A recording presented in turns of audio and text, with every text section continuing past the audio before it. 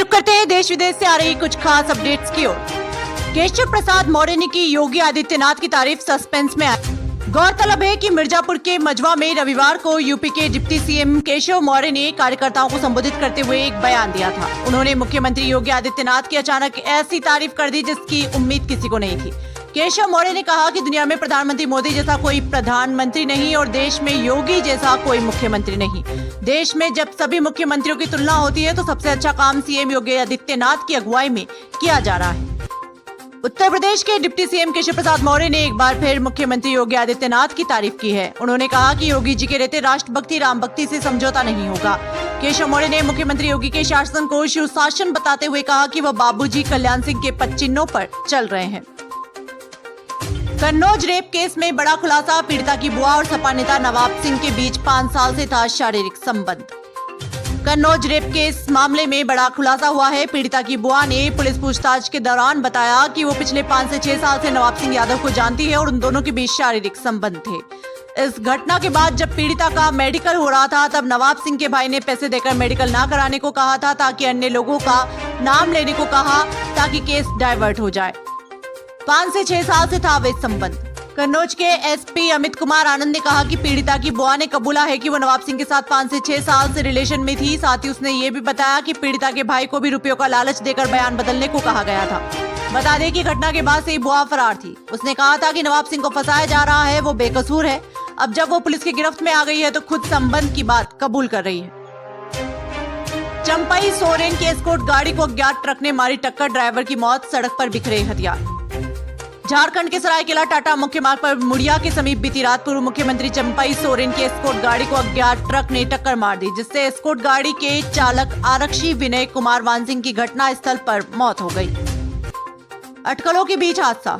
बीते कुछ दिनों से चंपई सोरेन को लेकर अटकलों का बाजार गर्म है। सूत्रों से हवाले से बताया जा रहा है कि आगामी दिनों में चंपई भाजपा में शामिल हो सकते हैं। कल मंगलवार को चंपई 2 दिनों के बाद दिल्ली से वापस झारखंड पहुंचे। उन्होंने बीते दिनों एक्स पर भावुक पोस्ट भी शेयर किया जिसमें झामुमो से उन्होंने नाराजगी जताई।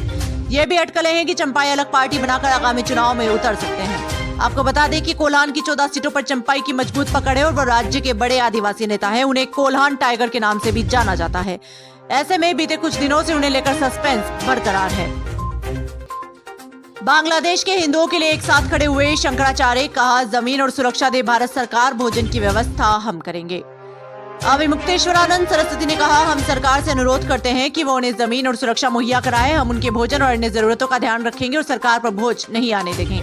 शेख हसीना के सत्ता से बाहर होने के बाद से बांग्लादेश में हिंदुओं पर इस्लामिक कट्टरपंथियों द्वारा लगातार हमले किए जा रहे हैं। निश्चलाचंद सरस्वती ने कहा कि शांति स्थापित करके ही सब कुछ सुलझाया जा सकता है। हिंदू शांति प्रिय लोग हैं और जब हिंदू सुरक्षित होंगे तो देश सुरक्षित होगा। बांग्लादेश में इस तरह की हिंसा चीन की साजिश है। चीन में मस्जिदों को नष्ट किया जा रहा है और मुसलमानों को देश से निकाला जा रहा है। अब चीन भारत को अस्थिर करने के लिए बांग्लादेश का इस्तेमाल कर रहा है। अगर बांग्लादेश ये बात समझ नहीं पाया तो आने वाले दिनों में उसका अस्तित्व ही खत्म हो जाएगा। कांग्रेस के लिए आसान नहीं, हरियाणा की लड़ाई जीत की दहलीज तक पहुंचने में है कई चुनौतियां।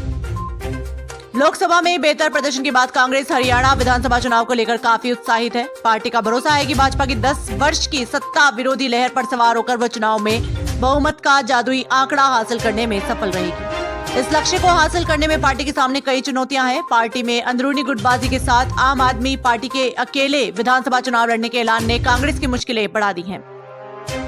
हरियाणा विधानसभा में कांग्रेस और आम आदमी पार्टी दोनों अलग अलग चुनाव लड़ रहे हैं, जबकि लोकसभा में दोनों पार्टियों ने गठबंधन में चुनाव लड़ा था। हालांकि कुरुक्षेत्र से आप उम्मीदवार सुशील गुप्ता 29,000 वोट से हार गए थे, पर कांग्रेस की प्रदेश की 9 सीटों पर चुनाव लड़कर 5 सीट जीतने में सफल रही। वहीं उसके वोट प्रतिशत में भी करीब 15% का इजाफा हुआ। इसलिए पार्टी आपके चुनाव लड़ने से नफा नुकसान का हिसाब लगा रही है।